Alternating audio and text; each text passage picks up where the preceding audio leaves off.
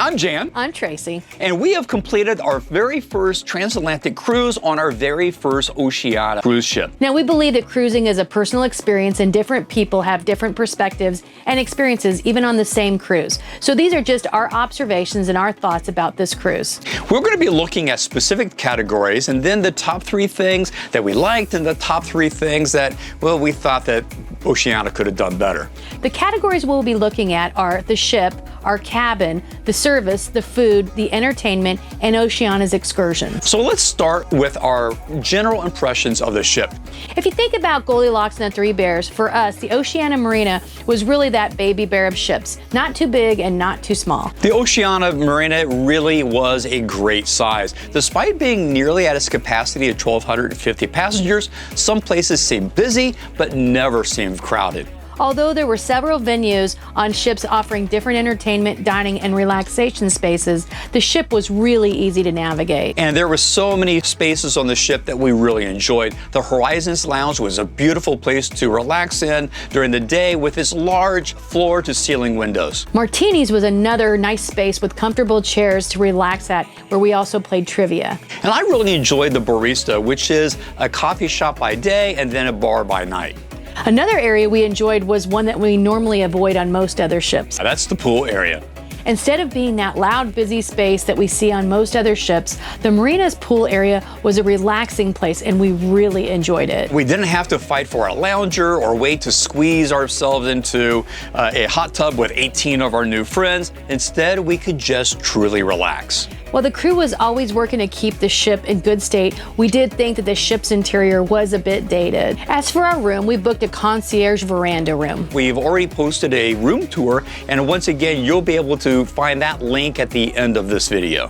The room size was fine at just under 250 square feet, but we were sailing for 23 days, and honestly, we wished it would have had a little bit more room for our clothes. And in the end, there was plenty enough space for all of our clothes, but we had to use all the drawers throughout the cabin instead of just simply storing our clothes in one area. The bathroom was rather small with a shower, a bathtub, and a single vanity, but we would have just wanted to have a shower and a bit more space. Although we did use the tub to store some of our clothes. Being new to Oceania, we decided to book a concierge room.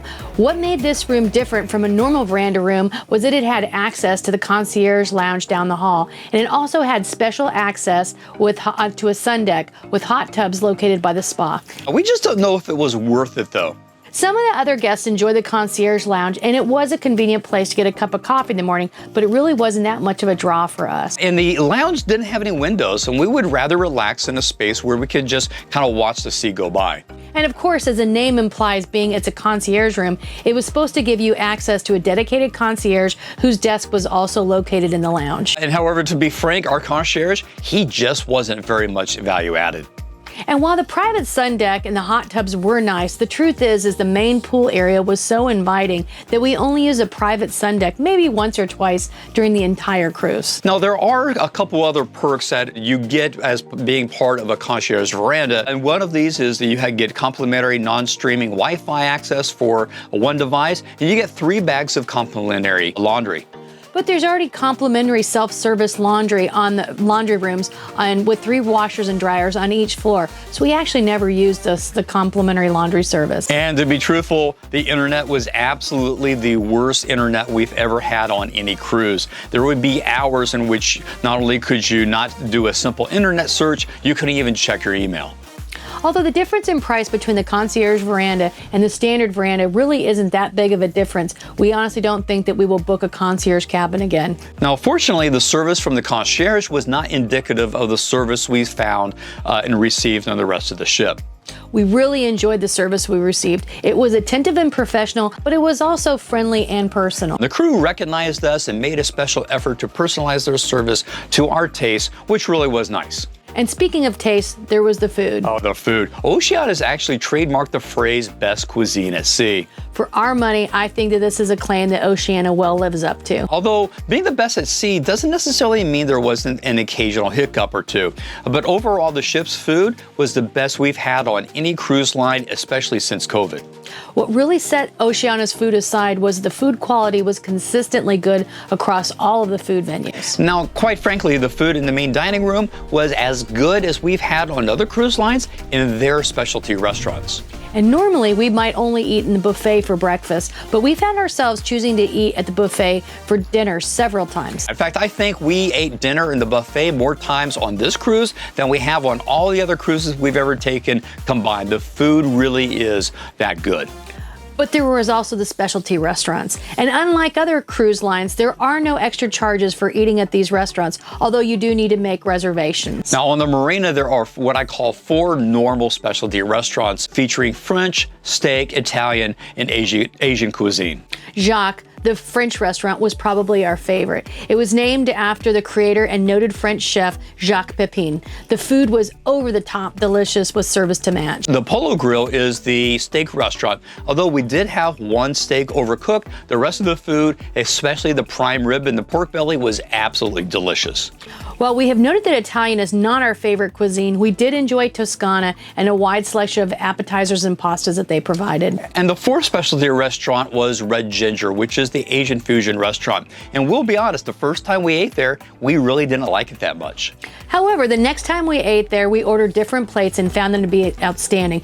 In particular, the watermelon and duck salad and the miso sea bass are hard to beat anywhere. These are what we call the 4 normal specialty restaurants. There are 2 other dining options that are very special. These are the Reserve and Privé. The Reserve is a small setting dining and wine experience that Oceania has done in partnership with Wine Spectator. Now, unlike the other specialty restaurants on the ship, there is an additional fee for these experiences. There are different menus you can sign up for, and we chose a bourgeois experience, which costs $99 per person. Now, when you arrive for dinner, you are escorted into this small, elegant dining room, and you have 7 other couples with you. At this point, you embark on an evening consisting of 7 courses, each paired with a nice wine. And we absolutely enjoyed the service. We thought the presentation of the food was gorgeous, and we really loved the atmosphere. Unfortunately, we didn't think that the food lived up to this experience. But even with the disappointment of the food, we actually thought that the entertainment value of the evening was nearly enough to justify the added expense. And I think that we'll probably do this again when we sail on Oceania again. But there was no disappointment with Privé, however. Over the course of the cruise, we met up with 2 other couples and they became our ship family. And one of these couples reserved Privé for the 6 of us for a magical dining experience the last night of our cruise. Now, the Privé dining room is actually tucked in back behind and in between the Toscana and the Polo Grill dining rooms. And you'll meet your maitre d' at the entrance of Toscana. That the maitre d' is dressed in full tails is probably the first indication that you are in for a special evening. And what they would do is the maitre d' then would escort us into the Privé dining room, which is absolutely gorgeous. And then we sat around this beautiful, huge white dining table. For the rest of the night, you have to wait staff that are fully dedicated to your dinner. Now, our friends had selected the menus from Toscana and Polo Grill, and we could order anything from these 2 menus. One thing that we recommend is do Privé later in your cruise after you've already discovered what you like in each of these restaurants. And as this was the last night of the cruise, we already knew what our favorite dishes were and that's what we actually ordered, knowing that we were going to love everything we ate that night. And we did. It was truly the perfect way to end a wonderful cruise. Now, while related to food, we did realize that we probably would not want to purchase the premium drink package again on Oceania. In fact, this was the first cruise that we have taken where most people we met didn't purchase the drink package, although many do take the wine with lunch and dinner on the O-Life option. Now, what we found was there was enough functions on board to get an occasional drink, and there was always happy hours each day in which the drinks were 2 for 1. The drink package then simply isn't worth the value. Now, one of the things that made this cruise fun was the entertainment, though. As with nearly any ocean cruise line, there are shows in the theater which are really good. In fact, one of the shows, The Brill Factory, was really, really good. What I liked about Oceania is they really make a good use of visual graphics integrated to the shows, which makes up for the lack of those large set designs that you sometimes find on the larger ships. And another nice touch is how Oceania, like our previous Regent cruise, uses their production staff to run other events such as needlepoint, athletic competitions, and trivia. And the advantage advantage of this is that when you're interacting with the dancers, the singers, and all these other events on board, you actually get to know them, which made watching their performances seem more personal.